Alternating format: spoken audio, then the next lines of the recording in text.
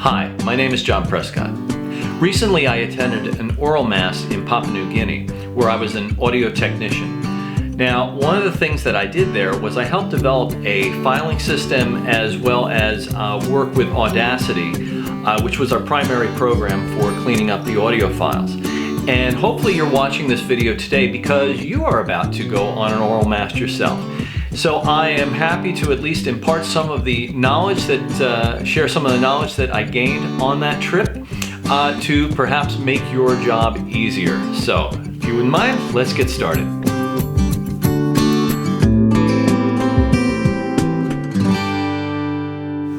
So the primary way that we're recording audio currently is with little tablets like this using a program called WavePad.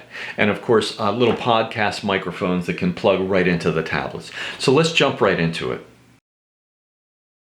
Once the program starts, you'll come to a screen where you will see a list of files. Since we have no files recorded other than the one I had recorded earlier for demonstration, this is essentially blank. But from here we can modify the filing system. Now, there is no absolutely right way to set this up, but you need to keep in mind that you likely don't know the language and won't be able to differentiate one frame from the next if you're translating open Bible stories, or one verse from the other if translating the Bible itself. You might also have anywhere from 5 to 10 different language groups at the same MAST, so you need to be able to keep a very accurate record of each and every recording. Using this method, I was able to very accurately keep track of every single recording, regardless of the translator being present or not. From the opening screen, you'll need to click on Options, and then from there, click Other. Then highlight the box and erase any name you see. Since you will most likely have several language groups at one MAST, first start by adding the name of the language group. Just for demonstration purposes, we'll use the language that I use in Papua New Guinea, Yaleba. After that, type in an underscore for separation. If translating open Bible stories, you'll want to type what story number, followed by another underscore, and then what frame number. If translating the Bible itself, you'll want to type the book name, followed by an underscore, the chapter, followed by another underscore, and then the verse number. Now, it will be the responsibility of the translators to constantly change this filing system, but if they start utilizing this system, it will be very easy for you to differentiate between the files, no matter whether they are present or not. The next step is the transfer of files. Your tablet should be loaded with a terrific program called ShareIt, and hopefully you have downloaded the program to your own laptop. If not, you can download it here for free. This is a very simple and secure way of transferring files from the tablet to your laptop. Now open ShareIt on your laptop as well as the tablet. On the tablet, click the Send button. From here, you will choose your files. Click File at the top left. If you do not see the files here, as in this case, you might have to go back to WavePad and export the files to a folder you create to do the actual transfer, such as in this case. So let's go back to WavePad and do just that. From WavePad, you're going to highlight the files you want to export. I only have one here, but you will likely have several. Click the checkbox of the file and then click Export, and then Export to Folder. You can click into any folder, but I suggest that you create a new folder so you can recognize it. So I'll click New Folder and title it something like MAST. Once created, you can then click OK on the top right, and all those files are now dropped into your new folder. Now let's go back to ShareIt. If we now click the bottom area that says Internal Storage, we can now find the folder that we just created. Click the files you want to transfer within the folder, or you can also just click the folder itself and then click Next. You will now see the files are looking to be sent, but so far they have nowhere to go. So now go to your laptop and start ShareIt if you haven't already, and click Receive. After you do that, on the tablet, your laptop should pop up as a little icon. Click the icon and the tablet will connect to your laptop. And then back on the laptop, you should then see that the tablet is trying to send files. You will then click Yes to accept the files and the transfer will start. You have now easily transferred all your recordings to your laptop, which should be in your Downloads file, or whatever file you specified Share It to put files into. Okay, now let's move over to Audacity. There are three primary things you will be doing with Audacity. The first I like to call blank space cleanup. Secondly is compression, and lastly is noise reduction. Now, let's talk about blank space cleanup first. In every language, there are points within your speech where you take pauses. It could be after a comma or at the end of a sentence where you come to a full stop. It could even be a place where you are placing emphasis, like I did right there. There are many reasons for pauses, but the other thing you have to consider is the translators you will be working with. While they may be amazing with translation, it doesn't mean they are amazing with voiceovers. In fact, this will likely be the first time that they have ever recorded their own voice. And so what comes with that are odd pauses and stutters and a lot of unnatural delivery. You'll have the ability to help clean that up, but it's always best to have the translator do their best and not rely on you. In fact, you may find a translator getting a little lazy, figuring, oh, the person with the laptop can fix my mistake. And if you get good at this, you probably can fix most awkward pauses and mistakes. But keep this in mind. Mistakes cost you time, and it adds up very quickly. And when you have 5 to 10 language groups with anywhere from 10 to 50 recordings to be cleaned up in a sitting, well, you get the picture. So let's start by opening an audio file and begin analyzing the waveform. If we go to the file system we created, you can begin to see the organization. Here we have the language group, and because this was an Open Bible Stories MAST, you can see the story number. And if we click within that folder, we will find files for each frame of that story. And of course, if this was a Bible translation MAST, you would find the language group name followed by the book name, followed by the chapter, followed by the verse number. So let's open up the first file. Now, I'm assuming you have never looked at an audio waveform before, so I'll first explain a few things. So this is a visual representation of someone's recorded voice. We can listen to this by pressing the space bar in Audacity. So as you can see, the playhead goes past the waveform, and you've heard the translator's voice represented by the peaks in the waveform. And when there was no talking, there was virtually no waveform. Now, I'm going to jump ahead and tell you firsthand, this is the kind of audio recording you should hope for to get from your translators. But this isn't always the case. I'll show examples later of poor audio recordings and how to try to fix them. But what I want you to start to notice are the peaks and valleys of this waveform. Most importantly, when no one is talking, you have very little ripple in the waveform. And the louder someone talks, or the stronger the audio signal is that got recorded, the higher the ripple is towards the edges. And in fact, you can get too loud or have the signal too strong, which then produces something called clipping. This will be heard as an unnatural crackling. I'll show you examples of that in a minute, but let's just work with this as it's a good piece of audio. So at this stage, you'll be sitting with the translator to help you eliminate the unnatural pauses. But probably the first thing you'll want to do is remove the dead space before the audio starts. And this is how you will remove audio in general. Now, it doesn't matter which side you start on first, but I will drag my cursor just to the left of where I see the audio waveform begin. And as I do this, it's just a quick swipe to the left from here. But click holding the button and then swipe to the left to highlight. I've now made a selection as designated by the gray area. And to remove it, you just press the delete key like this. Bam, it's gone. Now, let me give you a huge tip right here. When I edit like this, I always have one hand on the mouse and the other on the keyboard. And I do this to utilize all the hotkey shortcuts. I won't go through all of them here, but let me tell you, Control-Z will be your friend. Control-Z is a universal keystroke to undo your last action. So instead of mousing up to the top bar to find the undo command, you can just use Control-Z with your left hand and fix your mistake quickly. But if you do go to the top actions bar, you can also see all the other hotkeys in case you want to learn a few of the shortcuts. So after you have removed that first bit of audio, play the audio for the translator. As in this case, you can see a rather large piece of silence between the phrases. What you can do here is highlight the dead space and remove it like this. And you can see and hear the phrases are now closer together. And you can play this for the translator and ask them if it sounds natural or sounds good. If they approve, you can move on to the next break. And you basically clean up all the breaks until it becomes a streaming narration. Now, because the translator is not here with me, I'm not 100% sure what I've done here is correct.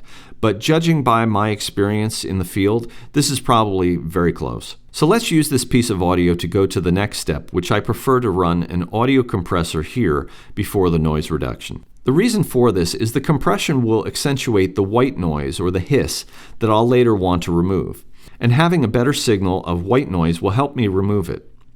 Just follow along and you'll see. But first let me explain what a compressor does. 99.9% of the audio recordings you hear today have some form of digital compression put on that. A compressor reduces the volume of loud noises and amplifies quiet sounds by narrowing or compressing an audio signal's dynamic range. So when talking, the volume of your voice can vary greatly. And when it comes to recording, this difference in volume is accentuated. So compressing the audio helps even out the peaks and the valleys, or the loud and the quiet spots, giving you a volume level that is more even. Now, just hang in there if this doesn't make sense. Now, when it comes to adjusting the compressor settings, I don't want to overcomplicate things too much, but I need to explain the two primary settings you will want to adjust. The first is the ratio. This adjusts how much compression is applied. For example, if the compression ratio is set to 6:1, the input signal will have to cross the threshold by 6 decibels for the output level to increase by 1 decibel. Now, the other adjustment is the threshold. This adjusts how loud the signal has to be before the compression is applied. So in other words, if the signal isn't strong enough, it won't clip off much of the peaks. But the other side of that is if you overcompress by bringing the threshold down too low, you also start to introduce hiss. So I'll make it very simple. I typically set my threshold to -14 decibels with a ratio of 4:1. I would highly encourage you to play with the compression settings and make these adjustments and then click preview and see what you've changed. I need to point something out here that's very important to show you, which is the end goal. Now, if you look at the top, you'll see a bar that jumps around as you play the recording. You'll want to have this hover somewhere between -3 and -9 when someone is talking. If this is around -20 or so, it's not loud enough. And if you're constantly pegging at 0 decibels in the red, it's definitely too loud and you're likely clipping. There are a few ways to fix this beyond compressing, but right now it's better to utilize compression. If the signal is too soft, what you can do is lower the threshold, getting the compressor to kick in sooner. And you'll have to look and listen to really make a decision on this. If this is not enough, you can use the Amplify tool under Effects to boost the signal. But this boosts the signal across the board. And remember, we're trying to reduce the highs and boost the lows. So I would use that as a last resort. Now, if your audio is too loud and you are clipping, unfortunately, there's really not much you can do with that. Back in the day of analog recording, something too loud would be heard as a mild or moderate distortion, but digital signals that are too loud are heard as crackling, and there's no way to remove this. The only option at this stage is to re-record and make sure the gain setting on the WavePad program is lower, and also make sure the translator isn't right on top of the microphone. Now, remember, your job is to make a good recording better, not to fix everyone's mistakes. After you run the compressor, you have the ability to reduce the extra noise or perhaps hiss. Now, not every recording will need this, and you'll have to determine this yourself, but here's how you do it. The first thing you need to do is make a selection of the noise you want to remove to get what is called a noise print. Now, a lot of times what I do when cleaning up these files is leave a tail of audio at the end to get the noise print, because you need a long enough sample. And if you removed all the spaces in between the phrases, you might not have a big enough sample. So I'll highlight this section right here. Then I'll go to Effects and Noise Reduction. Now at the top you will see Get Noise Profile. This will grab your noise sample that you highlighted. What you do now is click anywhere on the screen to unselect the noise sample and then go back to the effects and noise reduction. If you don't unselect the sample, this effect will only be applied to the section selected. So now you see there are some settings to adjust. You'll want to focus on the first two, which is noise reduction in decibels and sensitivity. Now, typically I would set the noise reduction to 12 decibels, or actually it's minus 12 decibels, with the sensitivity about 3.5. This is not a rule, but rather a general suggestion and something I would encourage you to play with. But here's what I found. If you increase the noise reduction too much or the sensitivity, you get what I call a tinny sound to the recording. And of course, if it's not set high enough, it doesn't reduce much noise. But here's what I found in the field. If the settings of 12 and 3.5 aren't enough, instead of hitting Control-Z and undoing the noise reduction and then making more adjustments, I would just run the noise reduction again. This would usually do it. Now again, let me remind you, there's no hard and fast rule here and something I encourage you to play with. It doesn't have to be perfect. All you're trying to do is make it better. Once I'm happy with the recording, I'll now trim the tail and export. So go up to File and then Export Audio. Now here's where it's important once again to keep very good track of my files. I'll go back to the folder where I opened this file from originally, and I'll create a new folder within this and call it Finished Files. This is where I'll save all the file frames for this story. Now here's the critical part of this. At the front of the file name, I'll write the word Final and then underscore. Please note, I'm also keeping the actual original name of the file. This is very important so you keep track of everything, but all I'm doing is designating that I know that this file that I'm about to save is the finished file. Now I'll also remove the extra numbers at the end of that WavePad added automatically. Then I can export. And now your files are done.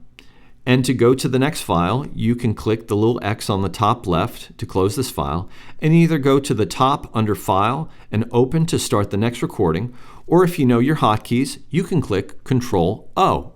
So let's take a look at a file that has some problems. You should be able to tell very quickly just from looking at the waveform, this audio recording is not like the other. Let's take a quick listen. Sa abigogo na bali-bali lailai na safa tubu. Na ate abara alina na tira lafuatai. Bebuatano tira famoha. Okay, probably the biggest problem with this recording is the extra noise in the room. This happens when the translator is recording in an area where there isn't absolute silence. Unfortunately, this issue is all too common, especially at the beginning of a MAST where few to none have any recording experience. What our team found as the weeks progressed is the translators recognized their own mistakes and the recordings would improve very quickly. But let's try and improve this recording. Now, while I can try and decipher the waveform, taking guesses at where the translator starts and stops, let's actually run the effects on it now and try and clean this up first. So first, I'll use a compressor using the suggested settings.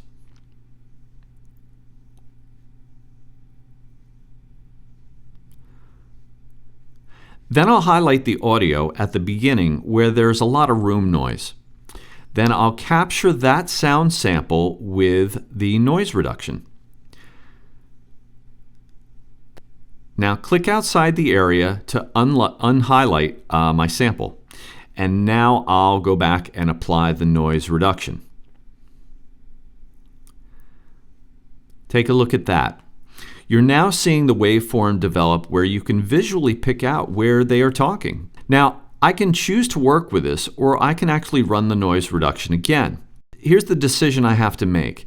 Every time I run the noise reduction, it degrades the quality of the recording. So, do I risk the quality to reduce room noise? Is the room noise taking away from the translation? I would make these decisions on the spot, and in some cases there was so much ambient noise that I would actually ask the translator to go back and re-record. It's not something I liked doing, but with some recordings it was virtually impossible to pick out the translator from all the goings-on in the room. So, with my experience in making decisions with recordings, I personally would work with this, as I know if I ran the noise reduction one more time, it would improve greatly. But if you run the noise reduction again here, you also have to capture another noise print. Now remember, you told the computer to reduce the noise of the sample originally taken, and then you modified that. The waveform has changed. So to just run the noise reduction again is just amplifying the original noise reduction. So go and recapture the sample, just like I did in the beginning.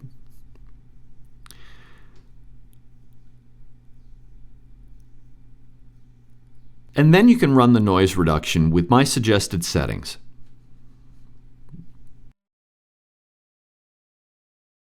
You should now easily see the difference between when the translator is talking and not talking.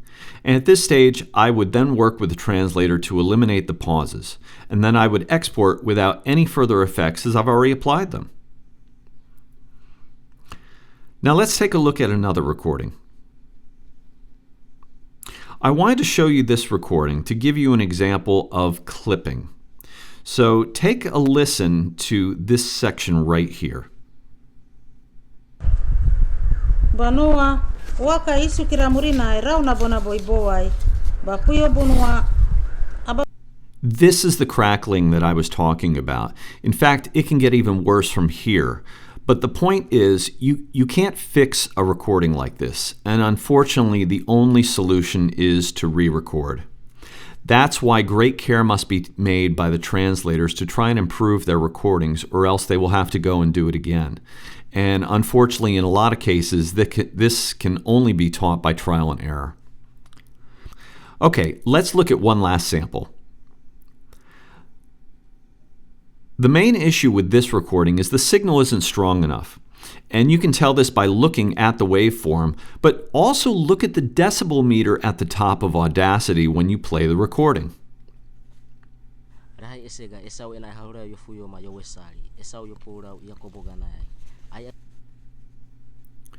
Okay, now this brings up a really good point here too. You should never trust your ears in terms of loudness, because that can be determined by how loud the speakers are on your laptop. Instead, you should always default to the decibel meter as well as how high your waveform is peaking. This recording seems to be hovering around -15 to -20 decibels. We need to increase that. So it's not often that I would do this, but in this case, under Effects, I would use Amplify. And for this, I might try a 6 decibel boost. Now remember, this also increases the room noise as well, but that's why I didn't amplify the signal by 10 or 12 decibels. So let's listen.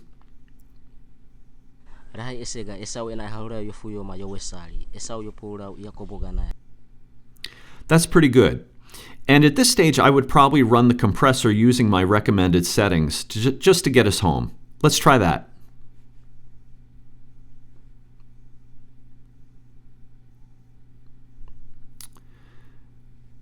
And now listen.